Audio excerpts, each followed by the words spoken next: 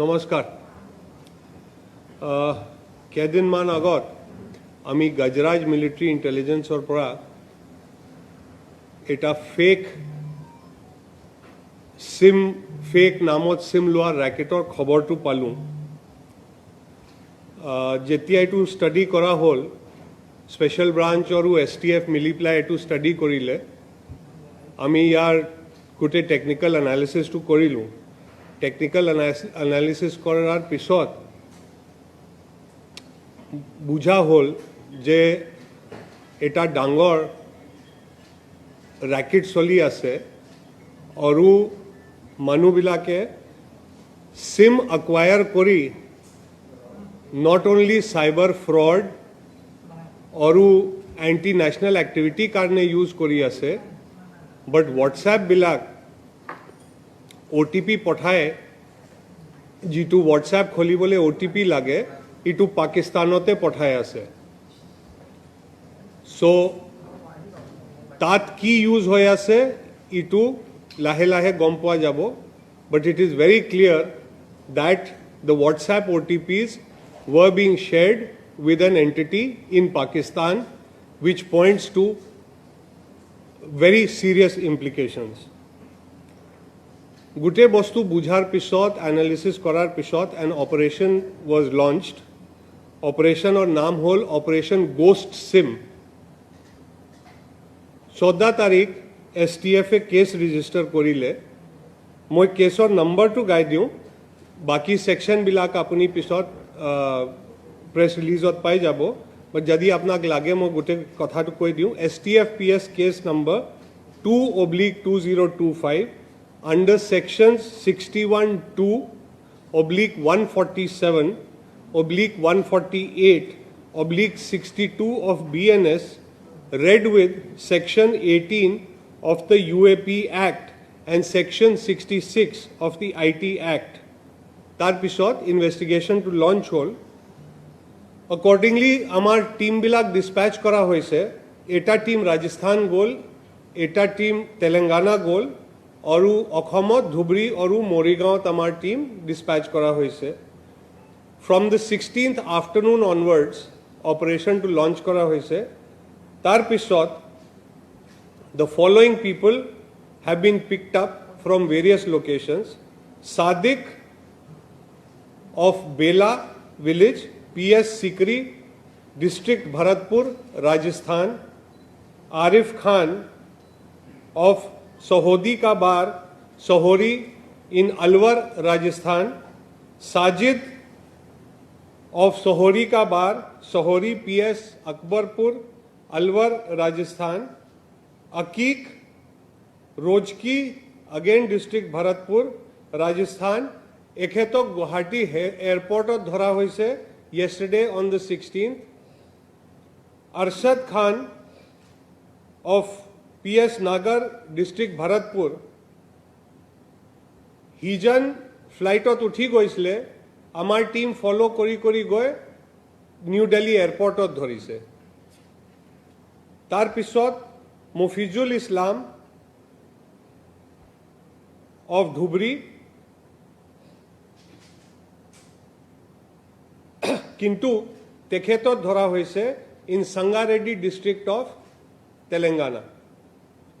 আৰু Zakaria Ahmed again of Bilasipara. So 7জন মানুহ অলৰেডি পিক আপ হৈছে, 15জন আৰু এতিয়া আণ্ডাৰ কুৱেশ্যনিং আছে। এণ্ড টোটেল 948 সিম কাৰ্ডছ যিটো ইটো ৰেকেটৰ মানুহ লৈ গৈ আছিলে বিলাবলৈ অসমৰ পৰা। এই 948 সিম কাৰ্ডটো কালি সিজ হৈছে।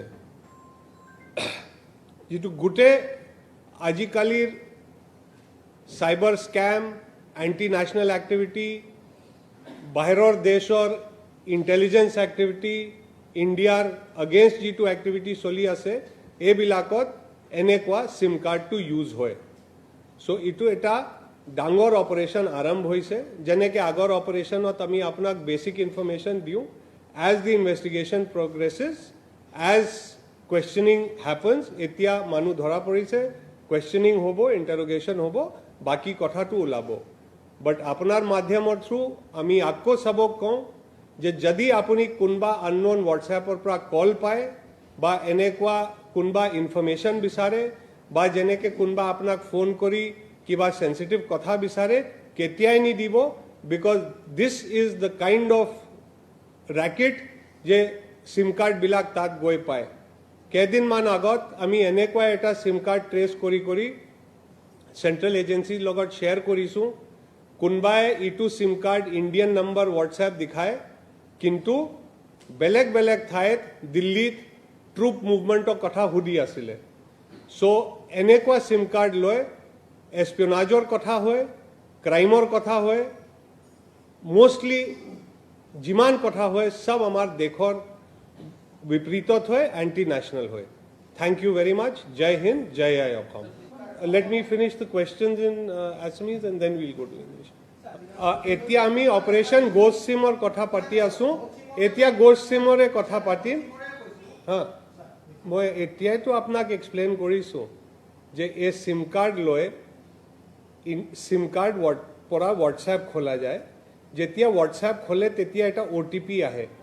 A OTP to ট্রান্সপোর্ট হয়ে যায় বেলেগ মানুষ দিয়া যায় ইটু কারণে একটু মিউল সিম বা মিউল একাউন্ট যেনেকে ব্যাংকত হয় টু মিউল সিম কার্ড হয়ে গল ওটিপি লৈ পেলাই হোয়াটসঅ্যাপটো খুলিলে তার পিছত হোয়াটসঅ্যাপ একাউন্ট বেলেগ ইনস্ট্ৰুমেন্টৰ পৰা বেলেগ ঠাইৰ পৰা চলি থাকে সো ইটু সিম কাৰ্ডৰ পৰা নচলে সো যদি ইটু সিম কাৰ্ড ক'ৰবাত অন কৰি থৈ দিয়ে কিন্তু হোয়াটসঅ্যাপৰ পৰাটো গোটেই এন্টি ন্যাশনাল বা ক্ৰাইম চলি থাকে যেনেকে মই আপোনাক কৈছোঁ মানুহ ধৰা পৰিছে we have given you the first information now as interrogation and questioning or পৰা কথা ওলাব যিমান লিংক ওলাব আমি আপোনাৰ লগত শ্বেয়াৰ কৰিম ভাই এতিয়াই তো আপোনাক কৈছোঁ সাতজন পিকআপ হৈছে 15 জন কোৱেশ্যনিং চলি আছে আপুনি যিমান মই কৈছোঁ এটোৱে প্ৰশ্ন আকৌ দি আছে হে দুজনে তো 948 কাৰ্ড ক্যাৰি কৰি ইয়াৰ পৰা লৈ গৈ আছিল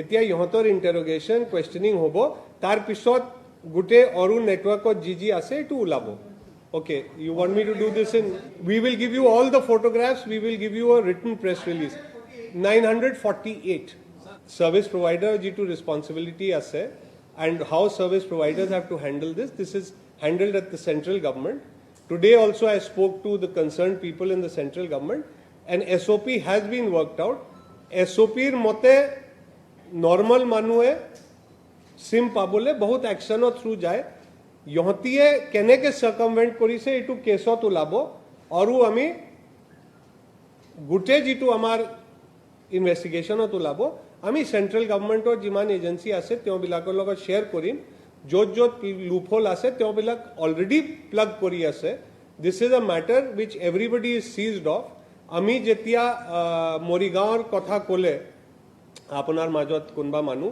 যেতিয়া মৰিগাঁৱত আমি we discovered 7,500 fake sims তেতিয়া বহুতখিনি action at a national level লোৱা হৈছে those sims were all cancelled similarly ইটো জিটো ওলাব we will be sharing with the concerned agencies and আমি সবে ৰাষ্ট্ৰ কাৰণে কাম কৰি আছো so there are no silos we are all working together so this will be this thing and in this certain case we are very sure যে আমি এটো ট্রেস করি লাস্টৰ লকে যাম যে who was the seller who was the point of sale who was the distributor who was their connect in the network service provider in the TSP এক গুটে racket to এতিয়া ইনভেস্টিগেশনত ওলাব as I said intelligence receive হৈছে intelligence receive হোৱাৰ পিছত operation launch হৈছে আমি এতিয়া মানুহ পাই গৈছো এতিয়া তদন্তত গুটে কথাটো ওলাব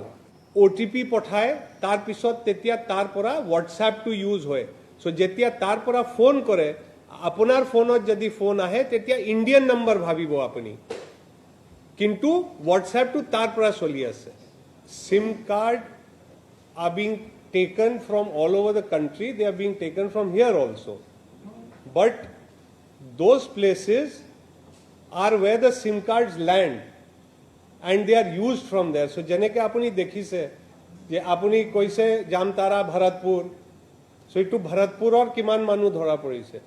So let us not try and create this thing. Let us first investigate and pull out the entire story. We will share with you. Ami gute operation jetia phase by phase चली থাকে আমি আপনার লগত share করি থাক आज आप सबके साथ ये शेयर करना चाहता हूं कि गजराज मिलिट्री इंटेलिजेंस से हम लोग को प्राइमरी इनपुट मिला जो उन्होंने काफी डेवलप किया था एक फेक सिम रैकेट के बारे में जिनकी तारें उनको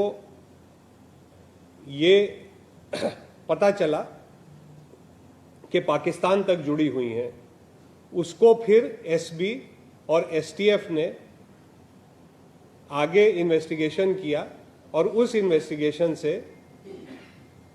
ये पता चला कि असम का एक नेटवर्क है, एक रैकेट है, एक ग्रुप है जो दूसरों के नाम पे फेक सिम मतलब सिम असली होता है लेकिन दूसरों के नाम पे सिम कार्ड लेके उसको आगे भेज रहे हैं। ये सिम कार्ड साइबर क्राइम के लिए और एंटी नेशनल एक्टिविटीज दोनों के लिए यूज हो रहे हैं। हमारी इन्वेस्टिगेशन, टेक्निकल एनालिसिस और ह्यूमन इंटेलिजेंस से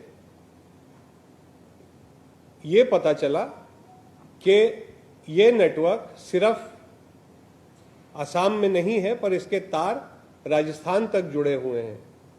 इसमें से 1-2 अक्यूज्ड तेलंगाना में भी हैं। 14 तारीख को एसटीएफ असम में केस रजिस्टर हुआ, case number 2/2025 under sections 61-2/147/148/62 of BNS, read with section 18 of the UAP Act and section 66 of the IT Act, and an investigation was launched. Accordingly, the entire exercise was named Operation Ghost Sim and teams were dispatched to Rajasthan and Telangana and locally dedicated teams were dispatched to Dhubri and Morigaon. The operation was launched from the afternoon of 16/5/2025 and the following persons have been picked up from across the country. Sadiq of Bela, PS Sikri, District Bharatpur in Rajasthan. Arif Khan of Sahodi Ka Bar, Sahodi, Alwar, Rajasthan. Sajid, again of Sahodi Ka Bar, Sahodi, Alwar, Rajasthan. Aqiq from Rojki in Bharatpur, again Rajasthan. Arshad Khan of Pendka, District Bharatpur. He was picked up from New Delhi Airport. ये गुवाहाटी से flight board कर चुका था लेकिन हमारी team ने दिल्ली के साथ बात की, अगली फ्लाइट पे हमारी टीम गई और दिल्ली एयरपोर्ट पे इसको पकड़ा गया। अकीक जो है जो रोजकी का था भरतपुर का, उसको गुवाहाटी एयरपोर्ट पे ही पकड़ा गया। मुफिजुल इस्लाम जो रहने वाला ढुबरी का है वो कोंडापुर संगारेड्डी डिस्ट्रिक्ट में तेलंगाना में अरेस्ट हुआ। जकारिया अहमद बिलासीपाड़ा से अरेस्ट हुआ। 7 लोग अभी तक अरेस्टेड हैं और 15 लोग अभी क्वेश्चन किए जा रहे हैं कि उनका इसमें क्या रोल था। उनमें से कई के नाम पे सिम लिए गए थे। अब ये देखना है कि वो रैकेट में इन्वॉल्व थे या उनको भी ड्यूप किया गया है या वो सारे सिस्टम में इसी का एक हिस्सा थे। अभी तक जो कल ये 2 लोग एक गुवाहाटी एयरपोर्ट पे और दिल्ली एयरपोर्ट पे पकड़े गए हैं, 948 सिम कार्ड्स पकड़े गए हैं, साथ में कई इलेक्ट्रॉनिक डिवाइसेस पकड़ी गई हैं। अब क्वेश्चनिंग और इंटेरोगेशन और डिवाइसेस का टेक्निकल एनालिसिस होगा जिससे बाकी बात निकलेगी। ये अभी तक हमको क्लियर है that these SIMs have been procured fraudulently and they would and have been earlier used for cybercrime as well as to provide Indian WhatsApp accounts by sharing the OTP with people in Pakistan. This came out both in the inquiries and intelligence procured by Gajraj Military Intelligence, as well as by what has been later investigated by our own STF and Special Branch. I would also like to put on record the assistance given to us by Telangana and Hyderabad police and by Rajasthan police. They have stood by us, and we have all stood shoulder to shoulder in the security of the country and to protect the country. So as you can see, original input from military intelligence, basic work done by Assam police, and then assisted by Rajasthan and Telangana, we have managed to at least bust one racket, and now we hope to take this investigation further. Any questions?